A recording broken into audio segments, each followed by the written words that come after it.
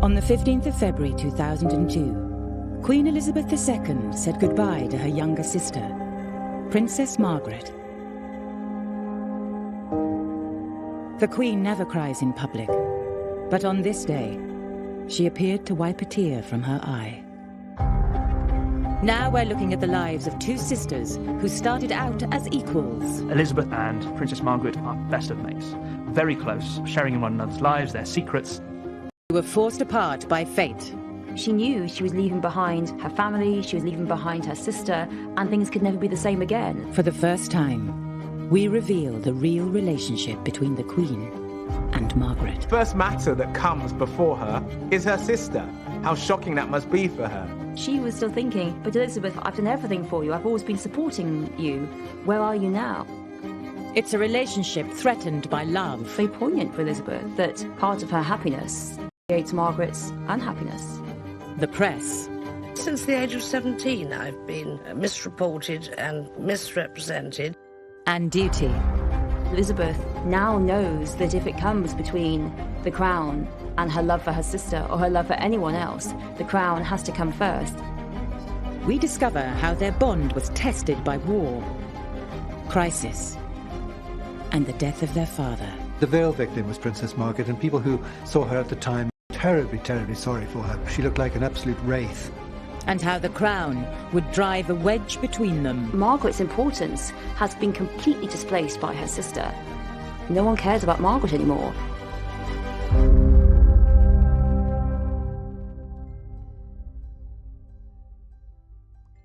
In May 1934, Princess Elizabeth and Princess Margaret made their first public appearance together, and they captured the hearts of the nation. Here were these two little girls in their identical pink coats and little pink bonnets trimmed with roses. It was an identical kind of look. It was the beginning of a relationship that would fascinate the world for the next 7 decades. Princess Elizabeth, the eldest, was born in Mayfair in 1926. Baby Princess Elizabeth was front page news here and in America. She was known as Princess Betty. Whatever she wore, primrose yellow coat. Every mother wanted a primrose yellow coat. Every magazine wanted to run a photograph of her. This little girl really was a star in her own right. And in fact, her mother once said, "It frightens me," says Margaret 4 years later. And there began the closest of relationships. Margaret Rose was born 16 days late in Scotland's Glamis Castle, in the middle of a stormy night. You might think that a child who'd had so much attention wouldn't like the arrival of a younger sister, but I think Elizabeth was really quite delighted by her younger sister and used to push her around in the pram and show her off. She saw it as a personal present for her. Even though there was 4 years between them, it didn't seem to matter. They were the closest unit, those two. The Duke and Duchess of York attended as stallholders with Princess Elizabeth and little Princess Margaret Rose, who is making almost her first public appearance. From a very young age, Elizabeth saw herself as responsible for Margaret, saw herself as mothering Margaret. And I think that the relationship made her old before her time. As they enter the building, Princess Elizabeth gives her small sister a protective hand. The sisters spent all their time together at the family's homes, 145 Piccadilly and Royal Lodge in Windsor. Their father, Bertie, was second in line to the throne. And from the beginning, he wanted to create the kind of family he'd never had. Bertie had not had a happy childhood. His father had been very strict, nannies had been very cruel, and yet he was really determined to have a family life. Unusually for the time, he and the Duchess of York were hands-on parents. Elizabeth and Margaret played in their parents' bedroom every morning and had bath time and bedtime stories with them at night. They were the tightest of family units within the broader royal family. They were immensely close. They called themselves we four, us four. That's what they felt, that they were absolutely perfect in themselves, just all they needed. The Duke of York referred to Princess Elizabeth, Lilibet as she was known, as his pride, and Princess Margaret as his joy. Although the sisters incredibly close. They already had very different personalities. Elizabeth, she was much more self-assured, but shyer and more reserved. Now, on the other hand, Princess Margaret, he couldn't really believe that he produced this little bundle of joy that would come into the dining room, climbing all over him, hugging him, kissing him. Elizabeth played mother, and she was really fabulous to Margaret. She looked out for her and coerced it. Come on, Margaret, we'll do this together. From a picture such as this, you can gauge how the princesses are being brought up in a gentle, unpretentious atmosphere. Margaret Rose, a lively little person of 8, running and jumping over the obstacles in her path, whatever they may be. Elizabeth was more serious, more studious when it came to... Killer expected Elizabeth to be very upright, very conscientious, and he let Margaret be the fun one. We know that when Elizabeth was a young girl, she was too methodical. She used to line up her shoes, smooth out everything, and Margaret used to really take the mickey out of her and make Elizabeth laugh at herself. And like most sisters, they sometimes argued. And there'd be fisticuffs. Apparently, Princess Margaret, being shorter, could go in, for the kill with a good bite or something. They were two normal girls, and they had their rivalries and their jealousies. Princess Elizabeth would sometimes say, "Margaret always wants what I want." Because they weren't in direct line to the throne, the girls had privileged but unremarkable lives mapped out for them. The expectation for these two little girls is that they're going to marry suitable men, they will start happy family lives themselves, and whilst certainly supporting the core royals, they would live relatively sheltered lives. Elizabeth, at this point, her ambition was to marry a farmer and have lots of horses and have lots of dogs and really be an aristocratic housewife. That's what she wanted to be.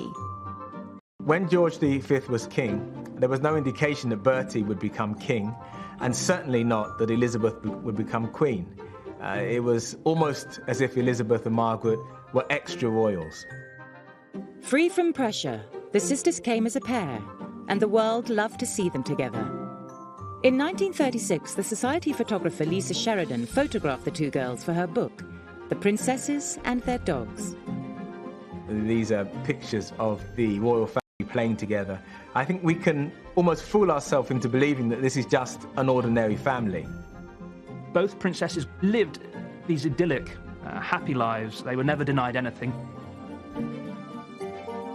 But their lives were to change forever, and the inseparable sisters were about to be forced apart.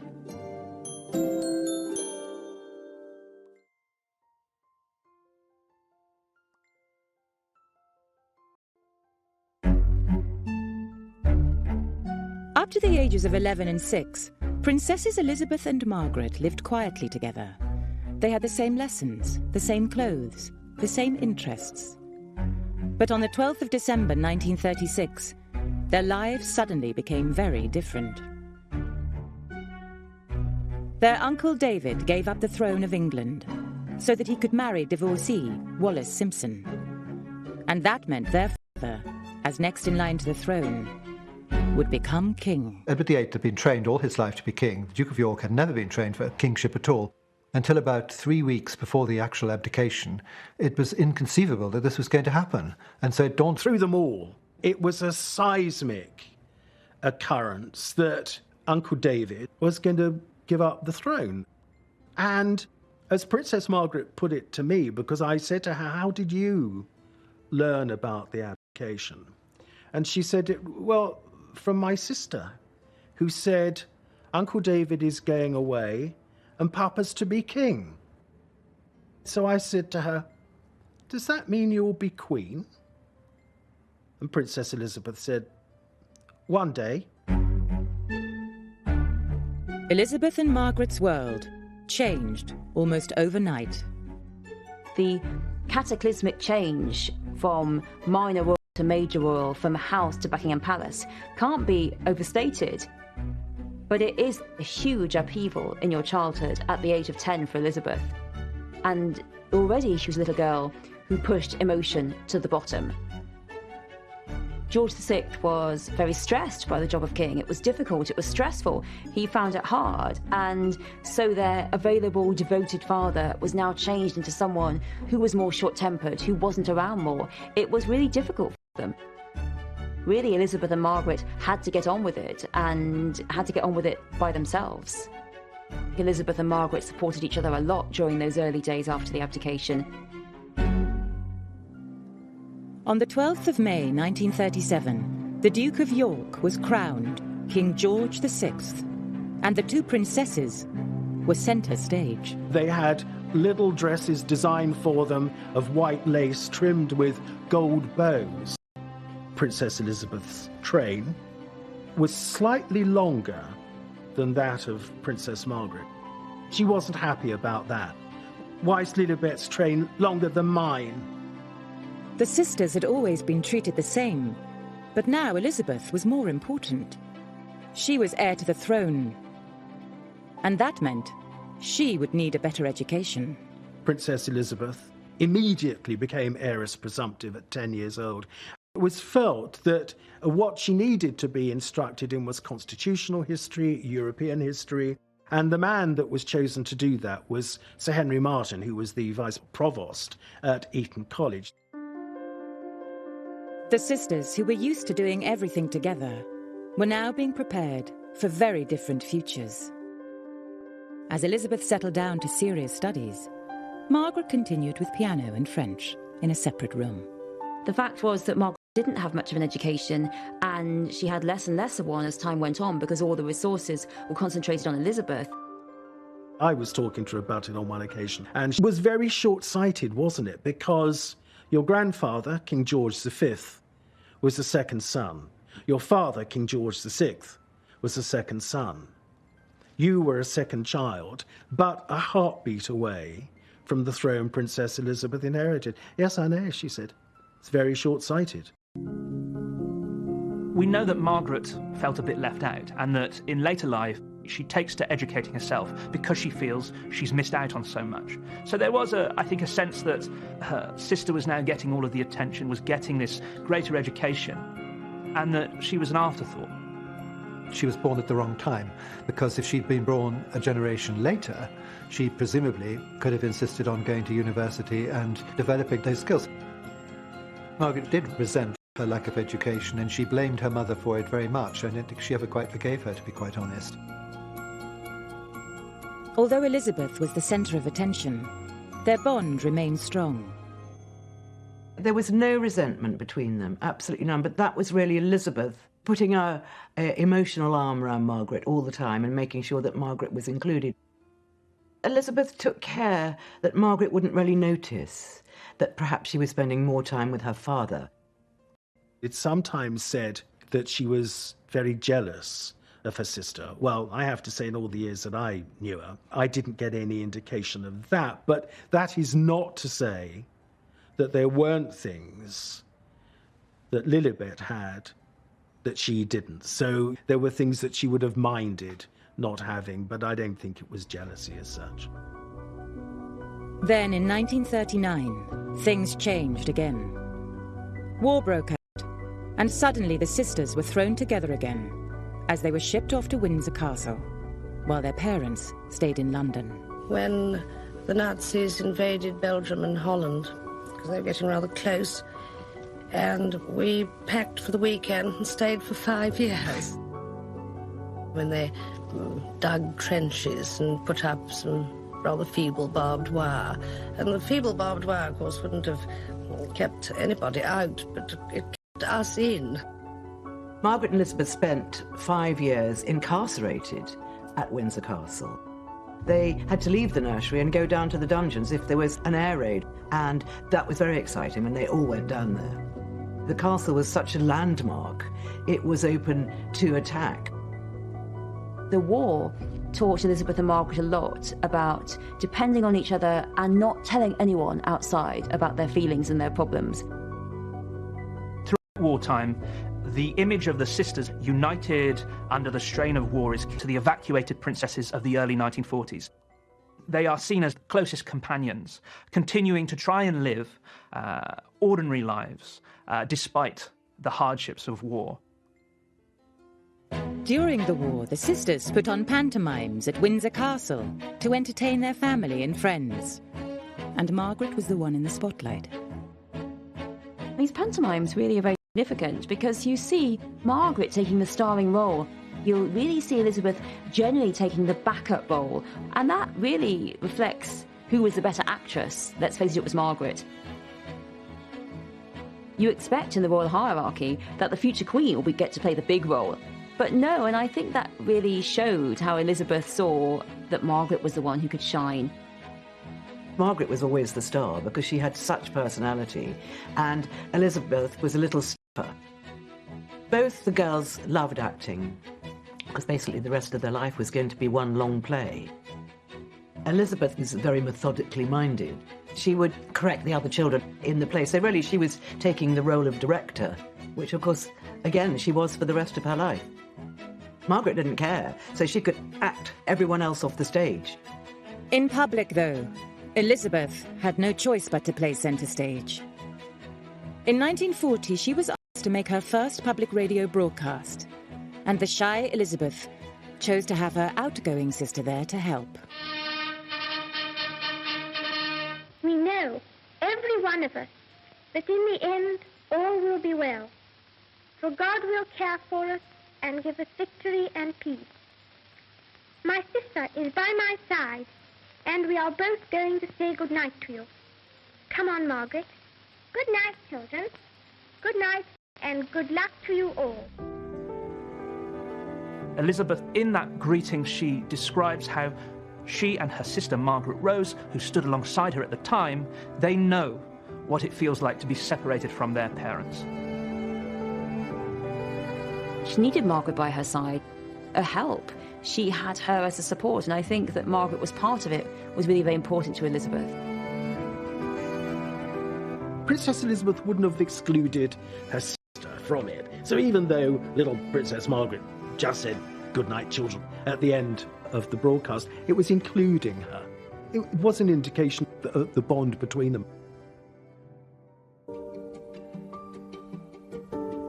War had made the sisters much closer again. But in 1944, Elizabeth turned 18. Their childhood was coming to an end. Elizabeth, on turning 18 in 1944, she starts to take on more public join her. At 15, Margaret was left at home in the nursery, while Elizabeth moved into her own suite of rooms and took on more responsibilities. Princess Elizabeth's public image almost changes overnight. From one of two sisters, suddenly, on turning 18, her trajectory transforms completely. She takes on new roles, and there is, I think, a growing separation in terms of the kind of roles that these two princesses are fulfilling. Two different pathways that the princesses are going to move along. They emerge out of the war, and really from the end of the Second World War onwards, we see Elizabeth taking on more and more responsibilities in readiness for becoming queen. But it wasn't just age and a growing sense of duty that was pulling Elizabeth away from Margaret. Elizabeth was in love. And when she fell for exiled Prince Philip Mountbatten, she told her sister all about it. She would have seen it unfolding, and Elizabeth undoubtedly spoke to Margaret about it. You know, I mean, they were that close. There's no way they wouldn't have spoken about it.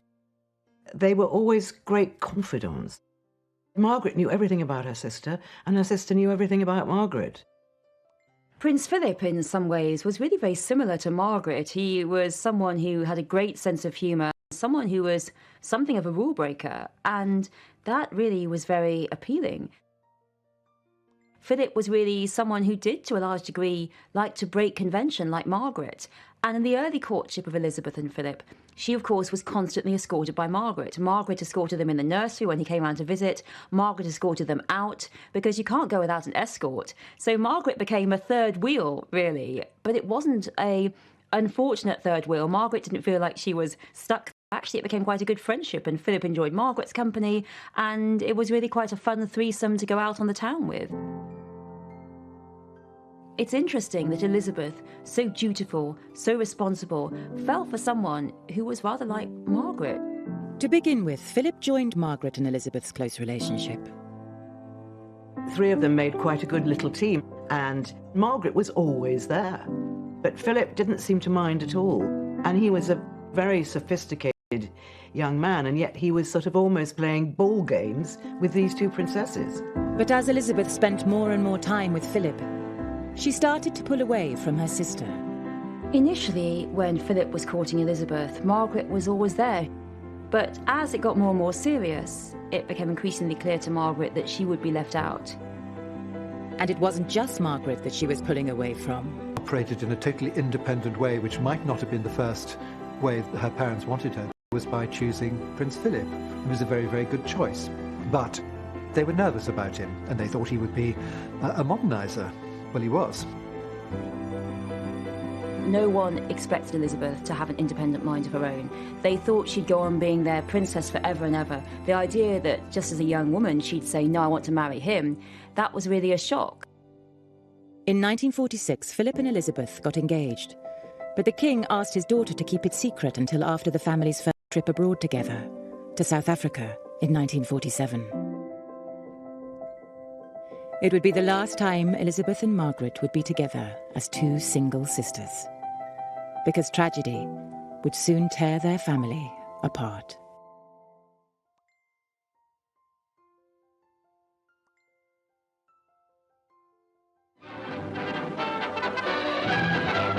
Between two lines of warships, led by Duke of York and Nelson, the Vanguard steamed her course, while ship after ship saluted the king and his family as they passed. This was the first highlight of the voyage, and Britain was now far astern.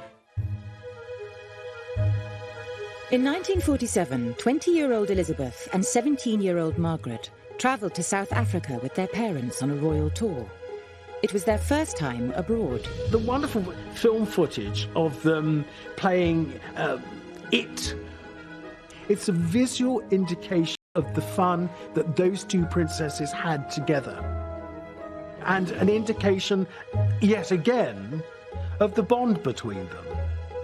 They were always fun-loving, loving sisters. With Philip 8,000 miles away, Margaret had her sister to herself again. They went riding, attended ceremonies, and went to parties. The sisters were so close. They went to a ball together, and because it was an official party, they had to do their duty and dance with everyone. And after the party, they were spotted just chatting away together, laughing about the evening, and just being two sisters together. They sat there and had a giggle and talked like sisters do about the funny people they'd met, and Margaret would be mimicking the person that she'd danced with. They just had this intimacy of the two of them. Behind closed doors, she and Princess Margaret are still best of mates. Very close, sharing in one another's lives, their secrets. They are normal, young, fun-loving princesses.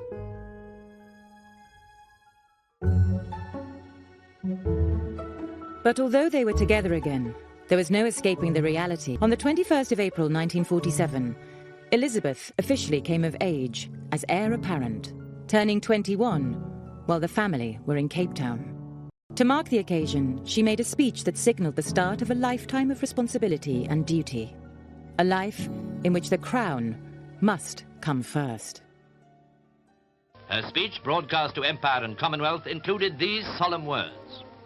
I declare before you all that my whole life, whether it be long or short, shall be devoted to your service and to the service of our great imperial family to which we all belong.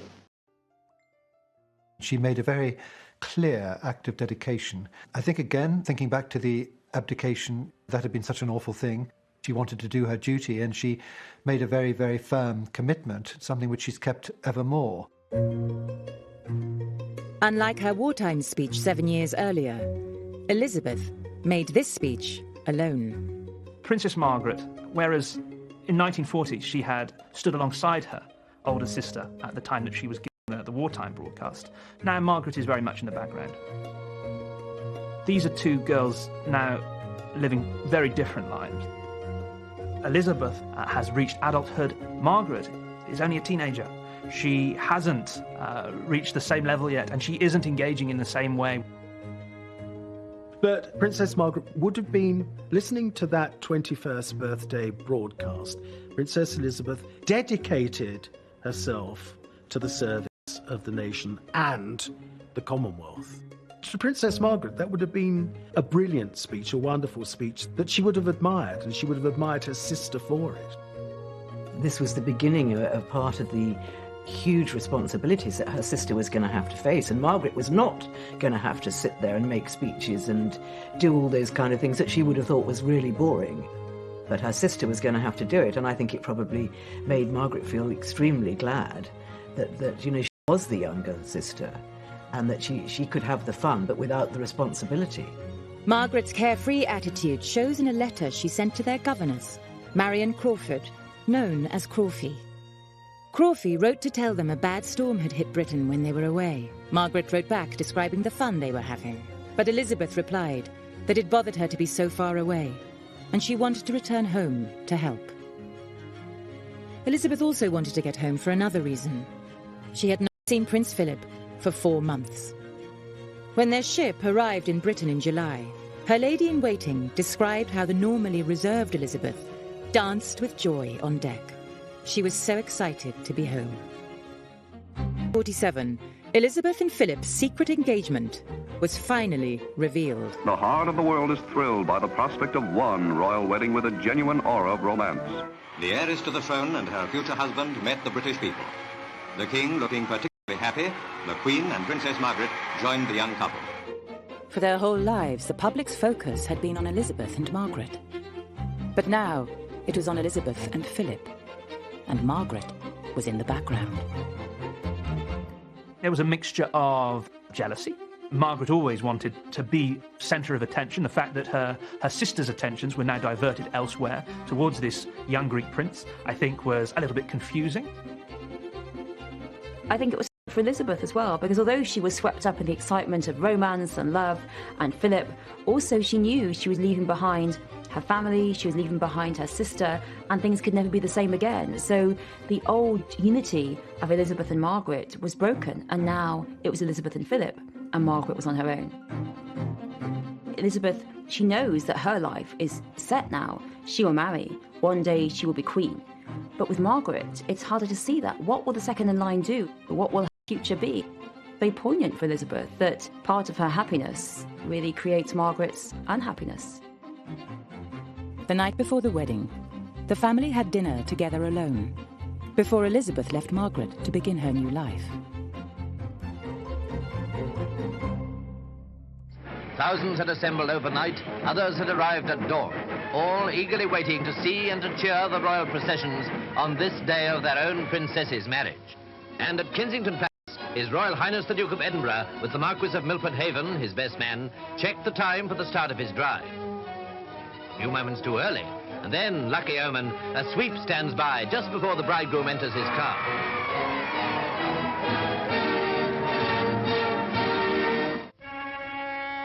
The royal wedding took place on the 20th of November 1947 in Westminster Abbey. Margaret was chief bridesmaid. She took great care that her sister's train shouldn't catch on anything and was constantly straightening it. Princess Margaret leads the 8 bridesmaids who have come to join the bridal pair. The king wrote a letter to Elizabeth after the wedding, saying, "I can see that you are sublimely happy with Philip, which is right, but don't forget us." He added that he had lost something very precious and urged her that our family, us four, the royal family, must remain together. Not unusual for fathers to feel like that, but I think he of all people felt it very keenly. The letter's interesting. But it was Princess Margaret who felt the loss most of all. On the day of her wedding, Margaret actually went to her elder sister's room and opened the door and had a look, and it was all empty. And she felt sad. She felt happy for her sister. But they didn't have very many other friends. They only really had each other. Suddenly her friend had gone. And I think she obviously felt lonely, and rather dreaded the future. I think there's no doubt at all that Princess Margaret did feel very keenly the loss of her sister. Of course, they were still part of the family, but nevertheless, for two sisters who'd, for 21 years, had been as close could be, the bond remained, but of course, there was that division now. Elizabeth and Philip had moved to Clarence House, and Elizabeth gave birth to their first child, Charles, in 1948. And this was an event of great excitement to Princess Margaret. When she knew that he was going to be called Prince Charles, she said, "I suppose I'll now be known as Charlie's aunt after this great theatre character." Margaret told friends that being known as Charlie's aunt was the title she was most proud of.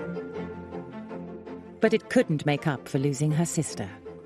Elizabeth and Philip, and then with baby Charles, had their own lives. They also had official lives. And Margaret, until she became 18, was still the daughter of the house, the daughter at home. Without Elizabeth, Margaret was desperate for company and went out every night. There was a parting of the ways. Margaret was the party way, the irresponsible way, and I think that made up a little bit for missing her sister. Queen Mother recognised that with Elizabeth gone, Margaret was lonely, and so she really wanted Margaret to go out and have the fun that her elder sister had never been able to have because of the war years. Princess Margaret just loved having fun. Her grandmother, Queen Mary, said that she's so mischievous, she makes us laugh. She was a hugely entertaining character. She could make a party go with a swing.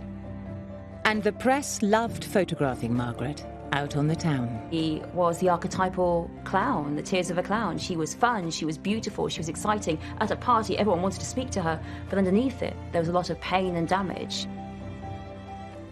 1948 was when she said to me it was my coming out year. The print media wanted photographs of actress Elizabeth Taylor. The other was the very beautiful Princess Margaret. She was becoming iconic. Everything that she did made front page news. When she was 19 and she was in Italy, the Italian press bribed the chambermaid so that they could go into her bedroom and describe what her lipstick was, what perfume she used. She kind of, if you like, didn't just come out, but took off. The press obsession with single, glamorous Margaret allowed Elizabeth to slip away to enjoy the quiet married life she'd always dreamed of, joining Philip on his new naval posting in Malta. When Elizabeth goes to Malta with Philip, it is her chance to live a normal life as really a normal naval wife, and she loves it. It's really a time that she looks back on as one of the happiest times of her life, that she can just be a naval wife. She has this idyllic world. There she could drive around in her own car and just go shopping like any other naval wife, go to polo matches, go dancing in the Phoenicia Hotel. It was very A very warm-hearted reception had been prepared for Princess Elizabeth and the Duke of Edinburgh. And there was a special reception for school children on the lawns of Government House. The Princess and the Duke, driving slowly round so that all the 12,000 children could see them, received a tremendous welcome. On the 5th of February 1952, Margaret was home with her parents at Sandringham. They'd been out, they'd come back, they'd had a lovely evening. And then the king retired to bed. And sometime during the early hours of the next day, the 6th of February, he died in his sleep. Nobody knows what time. And this, of course, was just totally devastated Princess Margaret. She only had her mother to keep her company in the aftermath of George VI's death, separated, of course, from her older sister, who had always provided a sense of reassurance and leadership at times of crisis. The big difference between the two sisters is that with her father's death, Elizabeth is now queen. And with that role comes the business of queenship, duty, service, and public engagements. She has new roles to fulfill in the absence of her father. Margaret, on the other hand, doesn't have all of these roles to fulfill. Margaret felt completely alone. George VI had always spoiled his Princess Margaret. He'd had this very close relationship with Margaret. He is gone and she is bereft. She loved him dearly and writes later how much she missed him, how much a good man he had been. And instead, all she has for company now is her grieving mother. In my view, the great love of Princess Margaret's life was her father. She absolutely adored him. And his death, bear in mind, she was only 21 years old. Just absolutely floored her. She was devastated. But Margaret, through this whole period, was actually very much on her own. She was very much alone. And Princess Elizabeth, who of course had instantly become queen, was very much aware of this. She wrote to a friend saying that I have a husband, I have children, I have a job to do. But for my mother and sister, they will find it terribly lonely. It's really very difficult for Margaret and for the Queen Mother. All of a sudden, they're not important anymore. They were always the royal family. Now they're not. Now they're just also Rans, and it's the Queen and Philip who are important. Margaret's importance has been completely displaced by her sister, and it's hard for Elizabeth to see her sister suddenly being sidelined. No one cares about Margaret anymore. All attention is on the Queen, Philip, Charles and Anne. The King's death was the greatest tragedy in Princess Margaret's life. She lost her mainstay, a father of sedatives. She described feeling like she was in a black hole and tunnel-visioned. We were having lunch on one occasion, and she did say to me, "Oh, Christopher, I do wish you'd met my father." Even as an adult, she would still ask, why did he have to die so young? And she could get very emotional about it. She really could. Margaret actually went to pieces, and she was totally in shock. She really didn't believe that he was going to die. And her sister wasn't there. Her sister was married. Her mother was also in shock and grief, so she couldn't turn to her mother either. And for Margaret, her father's death had another very immediate impact on her day-to-day life. The veil victim was Princess Margaret, and people who saw her at the time were terribly, terribly sorry for her. She looked like an absolute wraith.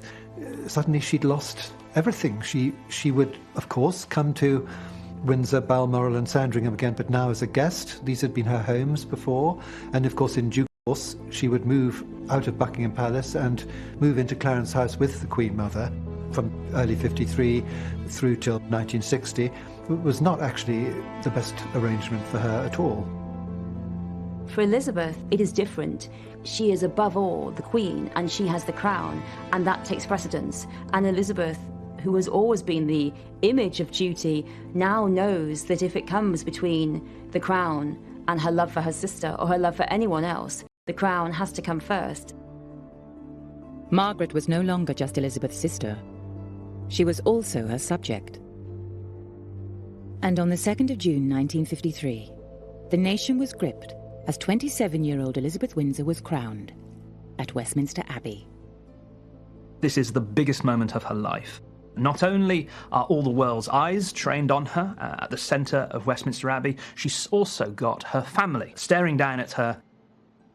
And in the front row is her younger sister, Princess Margaret. I think Princess Margaret would have been aware that this was a hugely significant moment in her sister's life where she almost became another being. The moment of anointing, the moment of consecrating. It took her to another level, elevated her above all people. At the moment of the coronation, Elizabeth becomes divine. She actually grows another body, and this divine body is not the sister of Margaret. It is the Queen. It is head of state. Lady Glenconner, one of the maids of honour at the coronation, said to Margaret afterwards, "You looked a bit sad." And she said, "Of course I'm sad."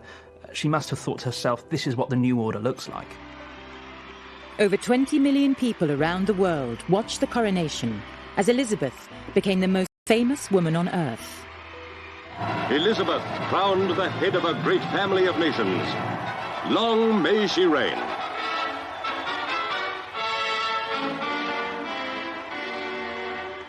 But within 24 hours, it wasn't the Queen who was front page news.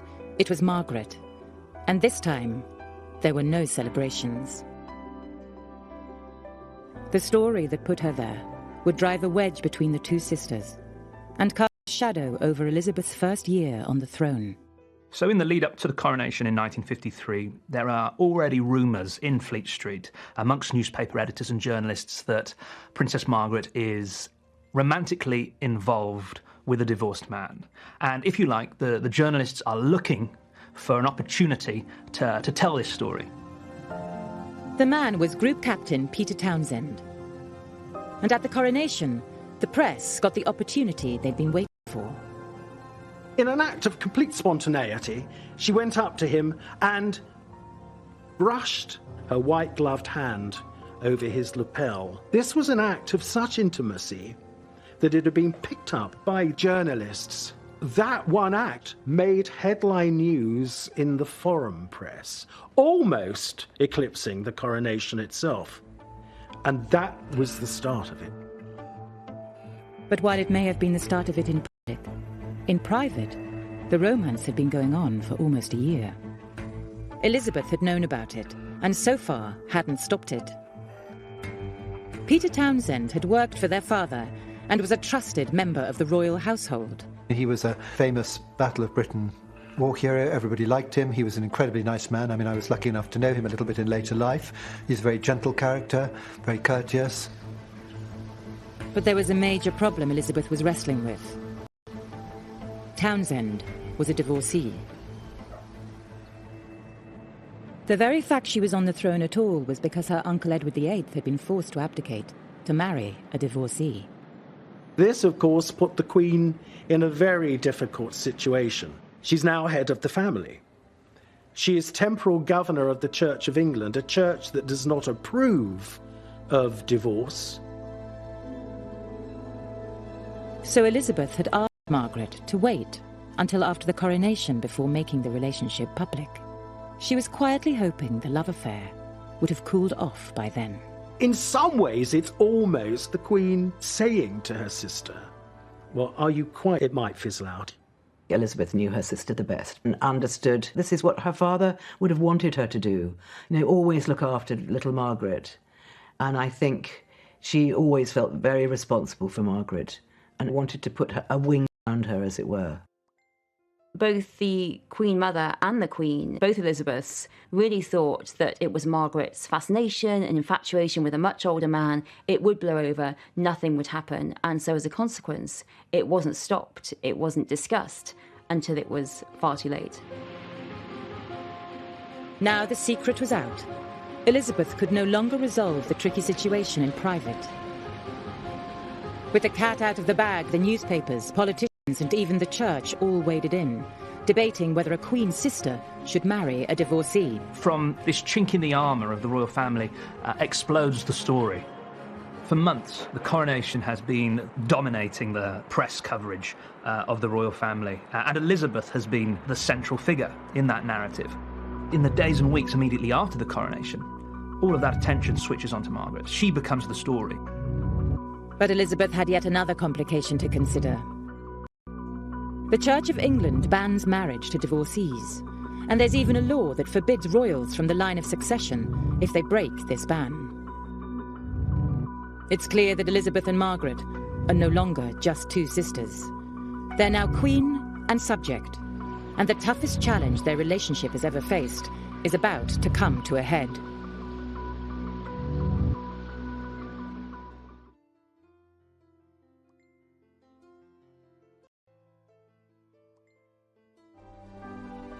Since childhood, Elizabeth and Margaret had been a perfect pair, but now Elizabeth was queen, everything was different.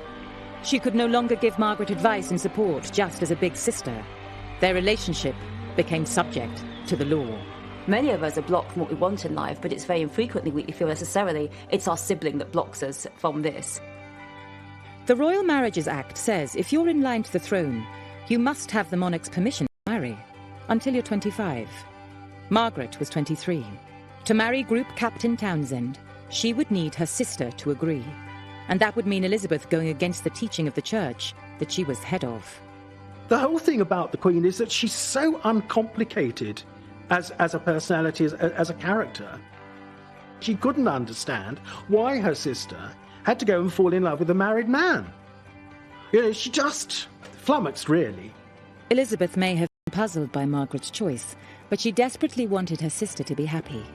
But now, as Queen, it wasn't just the church she had to listen to, it was also the government. Taking advice. If she asks for formal advice from the Prime Minister or the Foreign Secretary on a matter, and it is given, she will accept that advice. The only time the Queen has ever really spoken about being Queen was that she said she was thrown into it. She had no rule book except to do what her father had done. She kept all the old courtiers, most of whom were much, much, much older than her. She had a Prime Minister who was much older than her. She was treading very carefully. The Prime Minister was 79-year-old Winston Churchill. He remembered the last royal marriage crisis between Edward VIII and Mrs. Simpson.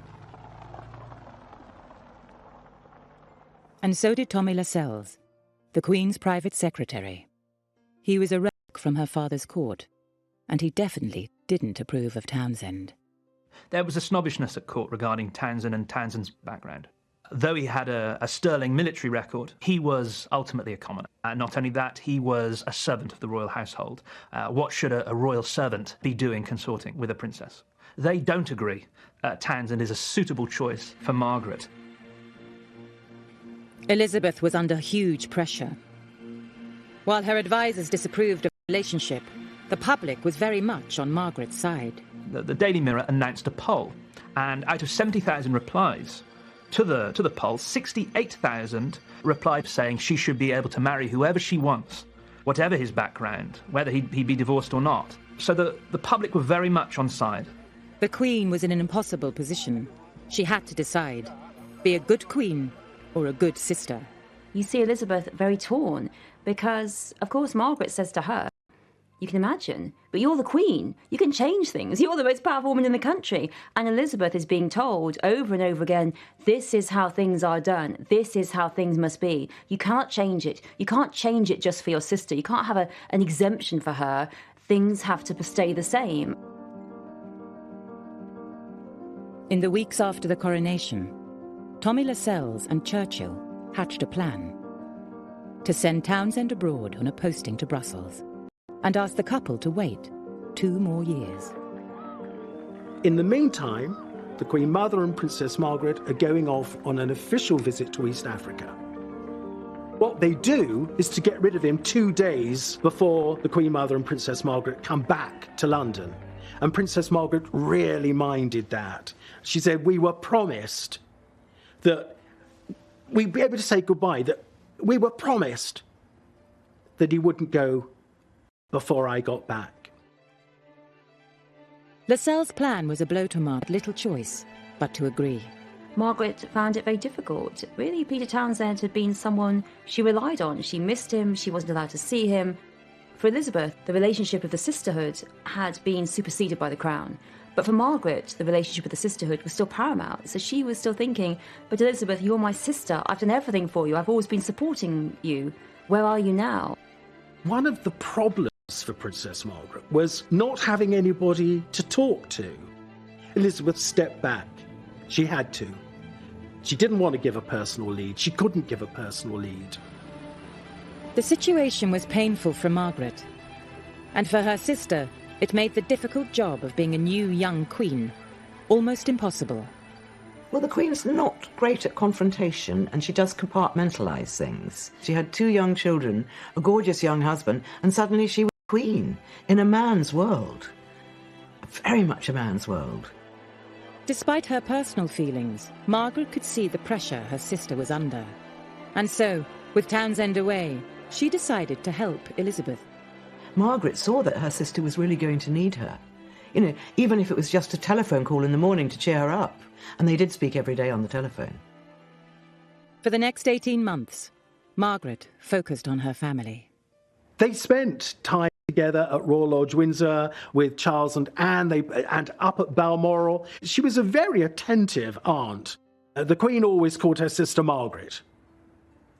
And Charles, Anne, later Andrew and Edward, William, Harry, all knew her as Margot. That was the family name.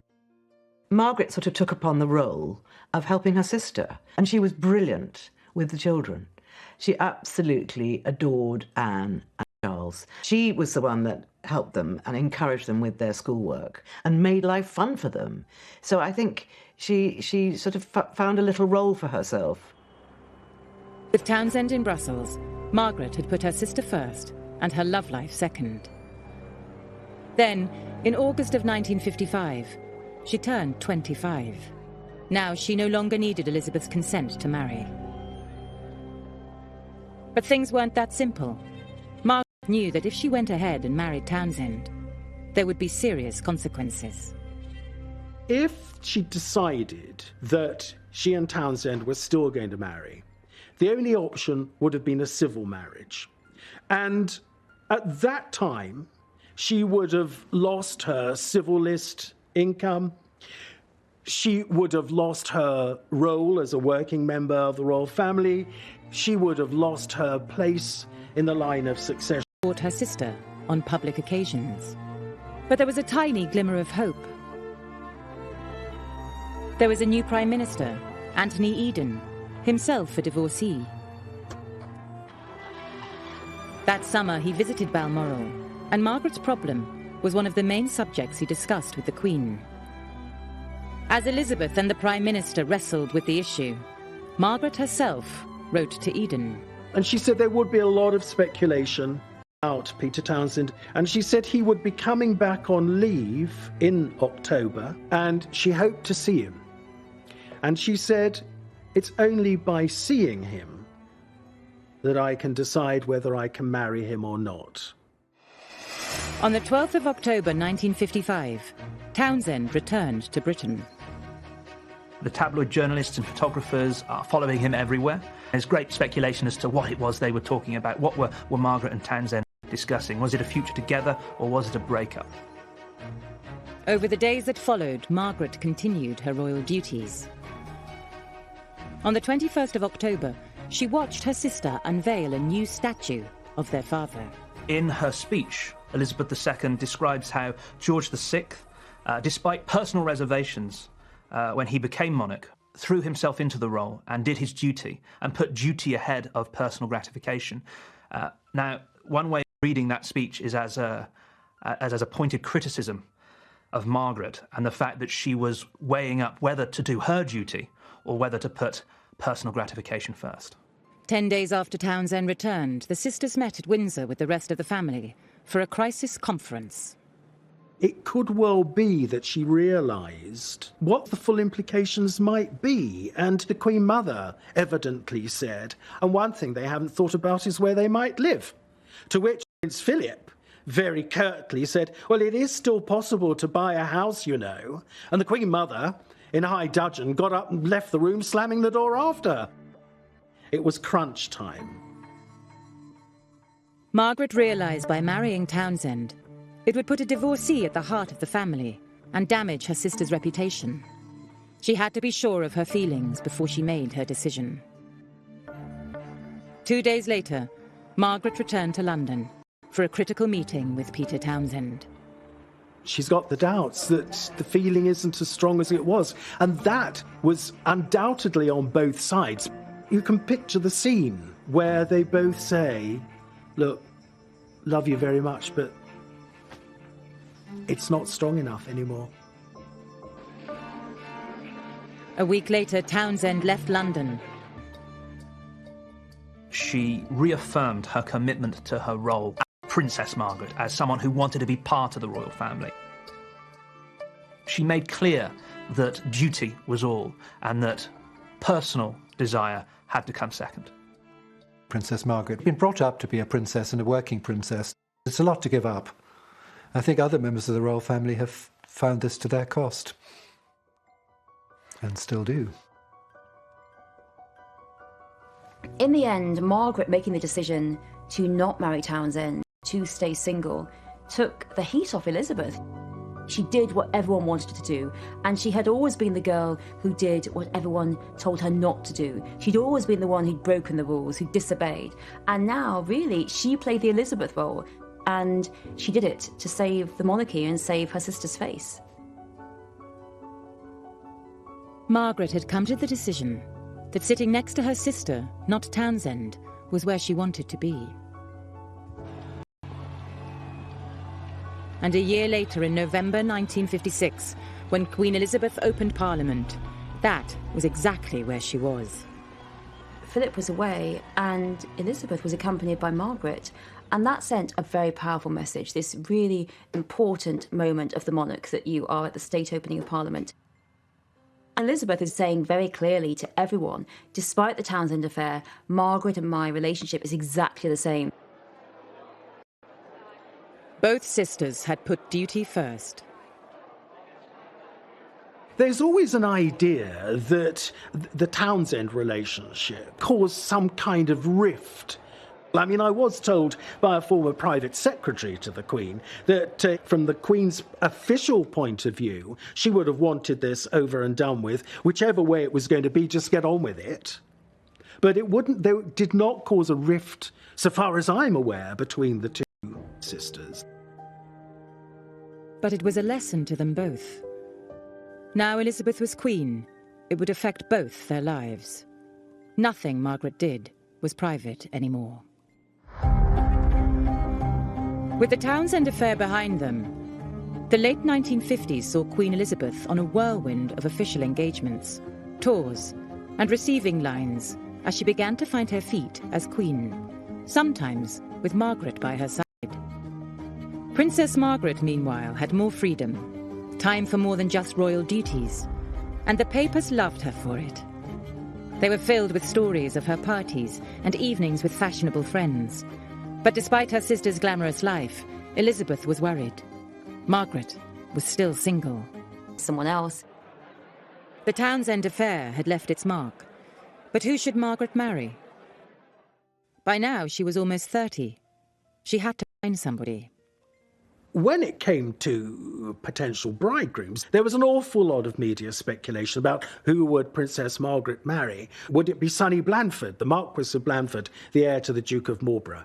Would it be Johnny Dalkeith, the Earl of Dalkeith, the heir to the Duke of Buccleuch? You know, one of these very grand aristocratic marriages. But it wasn't a prince, duke or earl that caught Margaret's eye. It was a good-looking society photographer and designer. And his name was Tony Armstrong-Jones. At first, the relationship was a secret, even from her sister. He is everything that sort of goes against royal protocol. He is extremely fun-loving. He is a bohemian. He's had reportedly relationships with men and women by this point. He's something of a Lothario. He's a real hit with his friends, and he lives a sort of a seedy life on the edges of proper society. He's very much of the 60s, and this is very different. This is a very brave move on the part of Princess Margaret. Margaret's last relationship almost caused a constitutional crisis. How would the world react to her new lover? And most importantly, would her sister approve?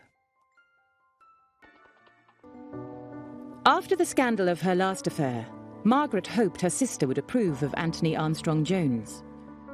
He was an unconventional, even shocking choice for a princess. But he wasn't divorced, and Elizabeth knew her government couldn't object. Above all, she could see he made her sister happy.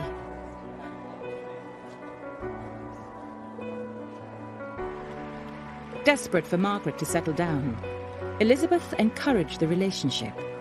She even asked Tony to redesign a building at Sandringham. And when Tony delivered the design, it was the perfect opportunity to ask permission to marry her sister. The princess said, "Can you imagine what the footman must have thought?" Because the Queen pressed the button for her page and said, "Please ask Mr. Armstrong-Jones to bring in his model." So in he went, and Margaret was there, and the Queen Mother was there, and the doors closed. And suddenly, whoops of laughter and cheers and all the rest of it, that the Queen had said, yes, of course you can marry and all the rest of it. What must the footman have thought that Mr. Armstrong-Jones just bringing in his model? I think Elizabeth and the royal family were really quite pleased by Tony. The family felt that all their guilt over the Townsend affair could be washed over, because here was the number one, here was Mr. Right. This seemed to really say to everyone, you all made the right decision around the Townsend affair. Elizabeth was happy for her sister. And Margaret and her new husband soon became the toast of the town. Princess Margaret and Tony Armstrong-Jones, who then became Earl of Snowdon, of course, were the royal families, the monarchy's golden couple.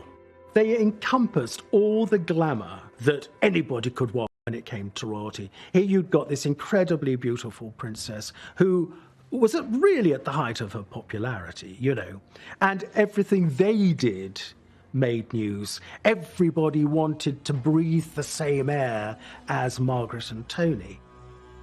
By 1964, Margaret and Tony had 2 children. To the world, they were the picture postcard family. But Margaret was still a working princess with a job to do.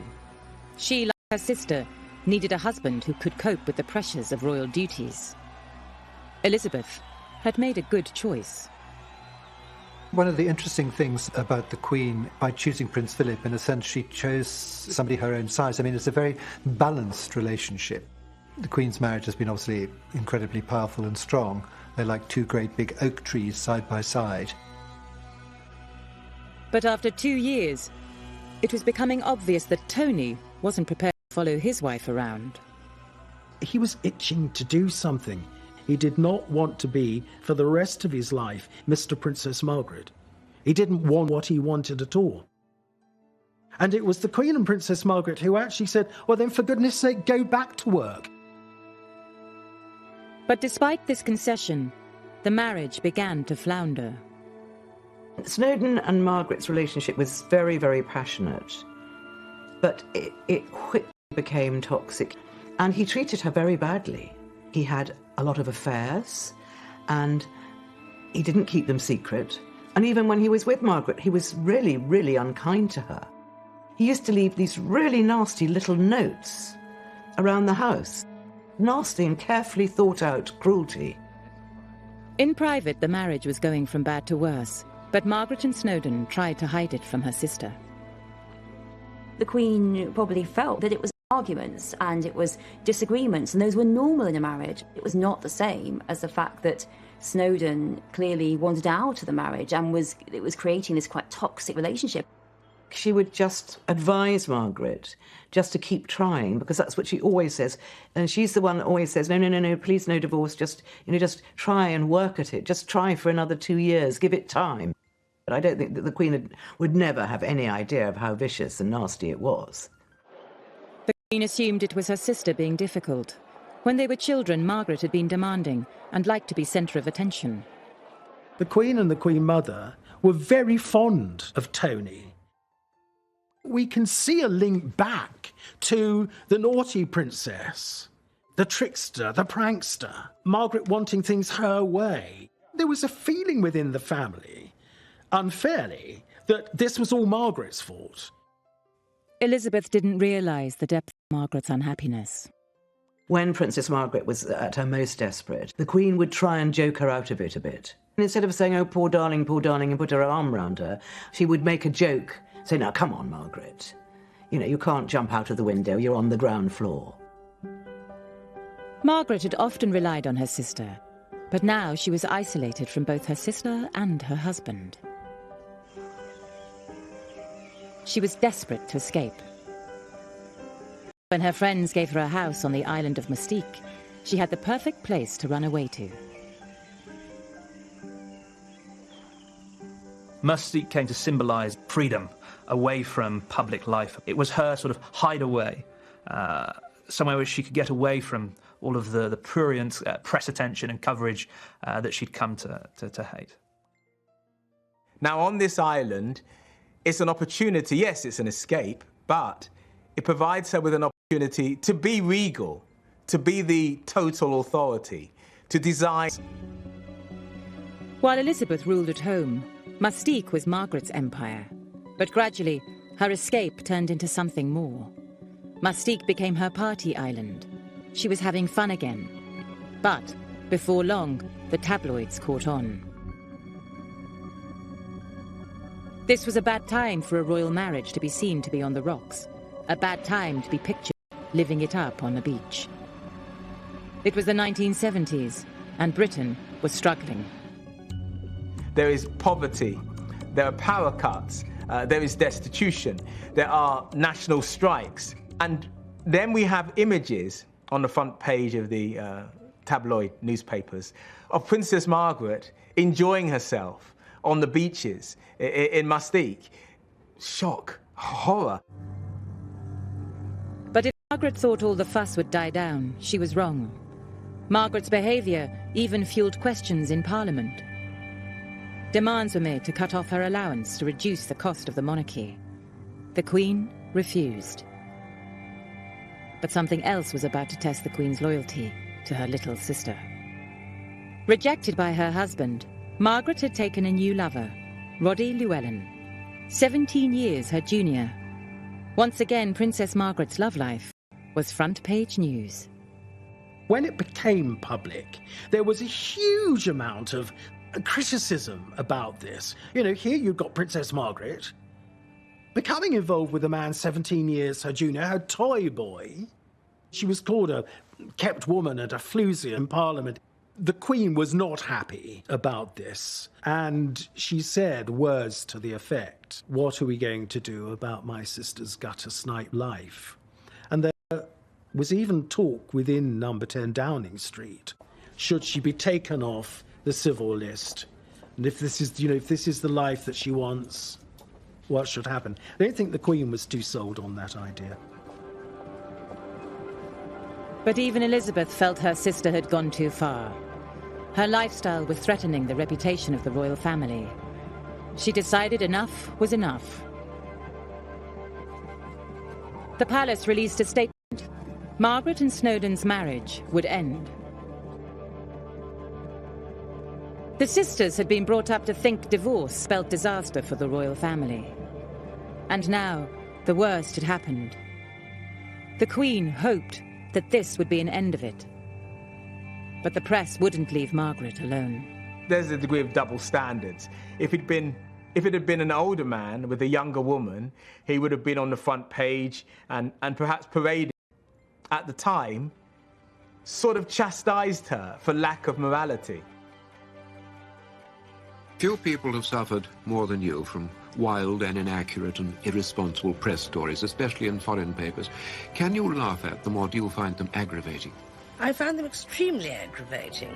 I think since the age of 17 I've been misreported and misrepresented. They're not worth denying, really, because they're usually inaccurate. For decades, the press had been obsessed with Margaret's private life, and it had often caused tension between her and her sister. Now, as she entered her 50s, Margaret had a tough choice to make. Would she choose happiness in her private life, or would she again give it up for her sister and the crown?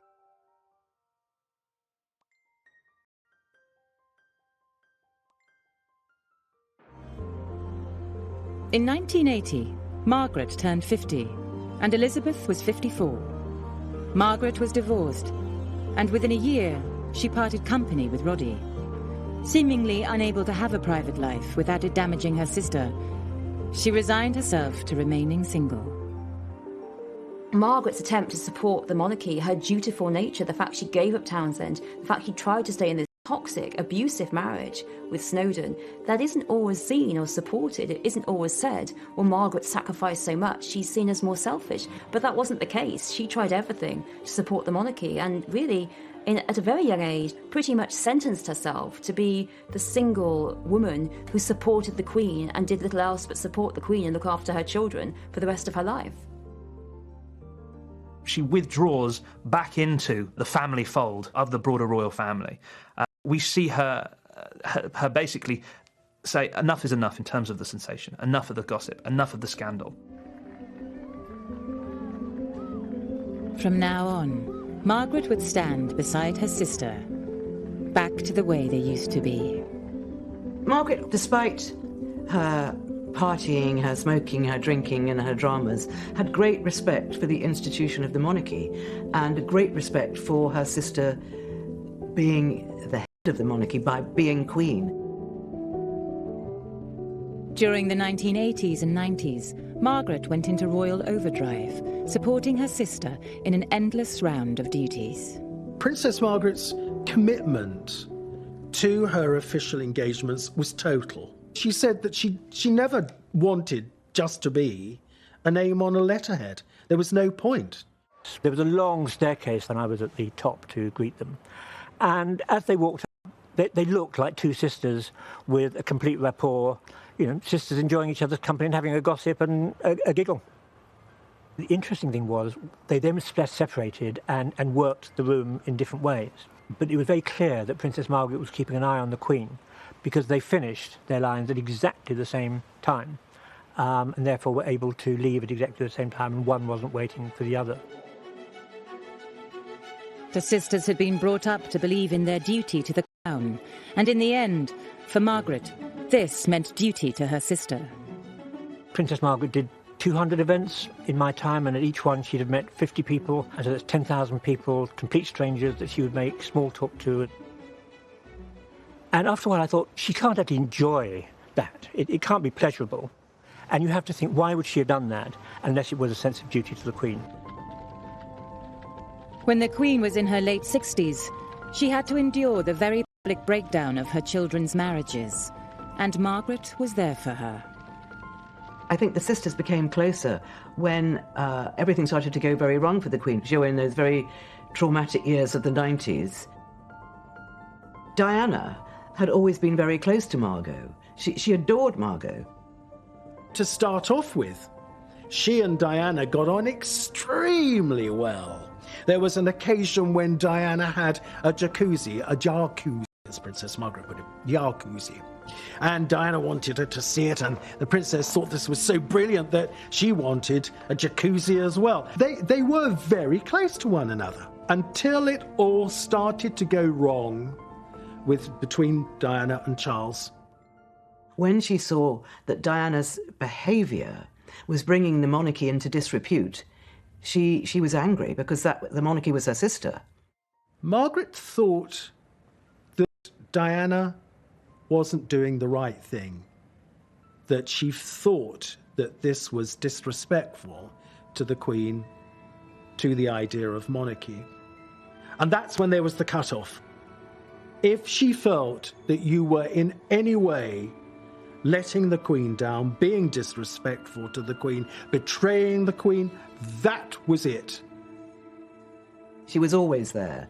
And I think she tried to help her sister to see how difficult life was for her children, and how sometimes it was better to just say, well, look, forget it and let them get on with it, let them divorce, let them part. And you know, it's just life's rich pattern, really, and just because you're royal doesn't mean it can't happen to you. Sister who looked after her again. We know that as Princess Margaret's health deteriorated, that the Queen asked her press secretary to basically get in touch with the press editors and the journalists in the UK to stop the interest in her sister. On the 9th of February 2002, Margaret died in hospital in London. She was 71. Elizabeth had lost her sister and her best friend. The loss of Margaret was really cataclysmic to the Queen. It was very, very painful. The Queen did see that Margaret's health had been put under strain by what had been denied to her emotionally. It's a very lonely place, being sat atop a throne, and to have a companion, to have a confidant who you can confide in and who you can tell your secrets to, and who shares in that life with you, I think was extremely important to both women. Even after her death, the press still painted Margaret as a rebellious chain-smoking partygoer. But the truth is, much of her life was a dutiful one. By the time of her death, She'd been patron of 42 charities and had carried out 99 official visits overseas and thousands of royal engagements. Above all, she stood by Elizabeth, supporting her all her life. When we look back at the princesses' lives together, we could say that Margaret ended up sacrificing quite a lot. In some cases, she had given up something that she had wanted to maintain the strength of the monarchy and her sister's reign. Margaret didn't choose to sacrifice all for the crown because she loved the crown above all. She chose it because she loved her sister above all. She wasn't sacrificing for the crown, she was sacrificing for her sister. It was an unbreakable bond in a way that is probably difficult for anyone outside. People who saw her at the time were terribly, terribly sorry for her. She looked like an absolute wraith. And how the crown would drive a wedge between them. Margaret's importance has been completely displaced by her sister. No one cares about Margaret anymore.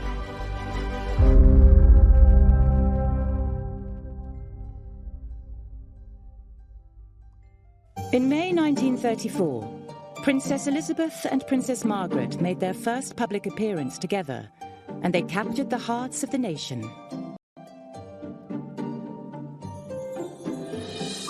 Here were these two little girls in their identical pink coats and little pink bonnets trimmed with roses.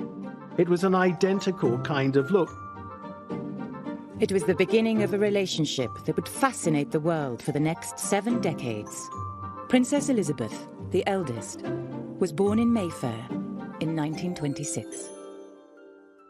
Baby Princess Elizabeth was front-page news here and in America. She was known as Princess Betty. Whatever she wore, primrose yellow coat. Every mother wanted a primrose yellow coat. Every magazine wanted to run a photograph of her. This little girl really was a star in her own right. And in fact,